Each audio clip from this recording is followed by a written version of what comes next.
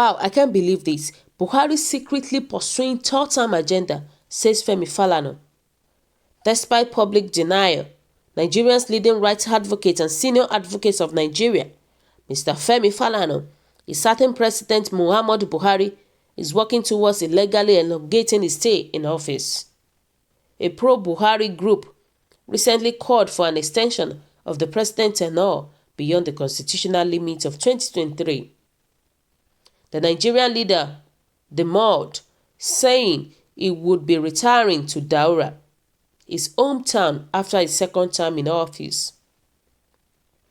Speaking to Saturday Tribune on Friday, Falana asked Nigerians to disregard the denial, saying all moves by the president and his men point to tenure elongation ambition.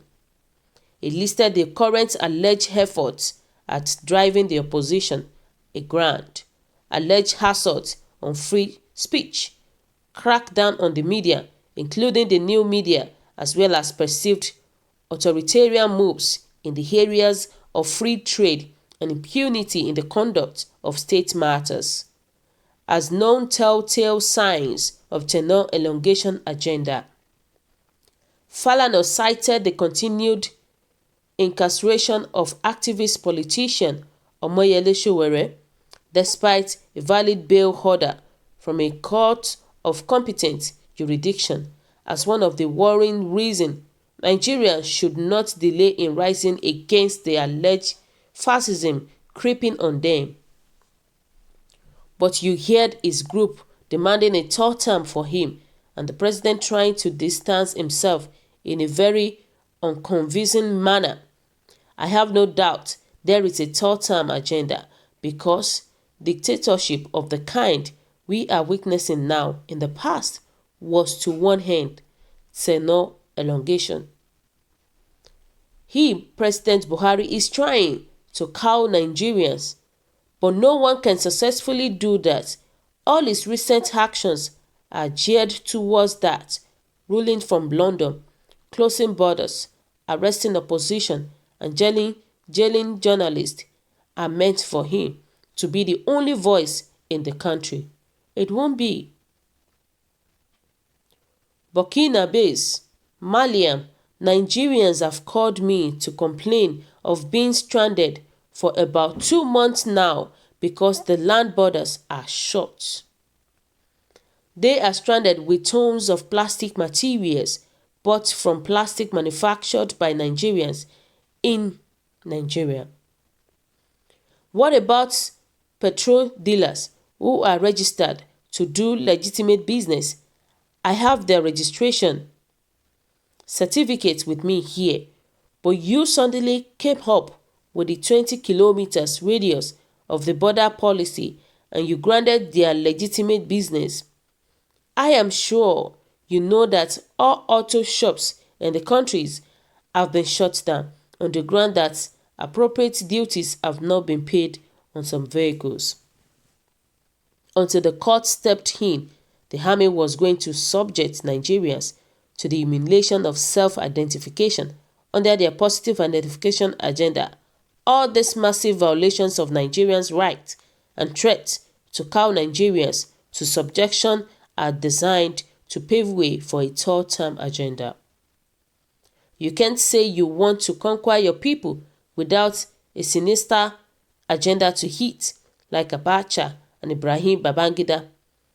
Before now, all we are seeing now were the same manifestations under them, jailing journalists, charging them with treasonable felony, and the agenda for doing those things was tenure elongation. The only African country where you needed identification to move around was the apartheid South Africa, when blacks were restricted from going to certain places and entering certain places, and they had to carry an identification pass. The last time the movement of any Nigerians was restricted was in 1962, when the likes of Chief Obafemi Awolowo and Chief Rotimi Williams, the son, had their movement restricted under an emergency rule in the West. And you know what eventually happened. Now, there is no emergency. Sowore is restricted in Abuja, Bakare, co-accused in the treason trial, is restricted in Osogbo, a very annoying order. This is an authoritarian government. They are saying we are above the law. You don't talk of election under such an atmosphere. Since yesterday, Sowore has embarked on hunger strike because his rights are being abused. The DSS has not given any reason for not releasing him, and we are preparing to drag them to court. So guys, thanks to all my viewers today. What do you think about this news? And as somebody said, I will not condemn Falana because he is not speaking out of nothing. But my worries is that Falana, like his fellow leaders of Yoruba extraction, succeeded in blackmailing the Igbos to the extent that this younger generation also copied their father's footsteps in condemning a whole lot of Igbos for no justifiable reason, just because their opportunistic nature made the lazy and always looking for an opportunity to play into the hands of Abokis. Tell me how a tribe would ever assume lordship over others in a court like ours to the extent of seeing themselves as born to rule. He said the Yoruba man sees Igbo man as potential enemies and threat him. So an Aboki, that's the opinion of people. And this person said, please, is this the same thread that you noticed in 2004 when your brother Obasanjo paid money to senator to affect a third term? Or you are trying to expand your customers' territory for more of your client to fight the federal government? You are existing and enjoying your money from criminals because government is protecting you. If you allow criminals to take over this government, you will be no more protection for you. That's the opinion of people. So it is well with this our country. It is only God that can save this our country. So guys, kindly drop your comments below. Click on the subscription button and press the bell icon to get updates whenever I upload videos. Bye.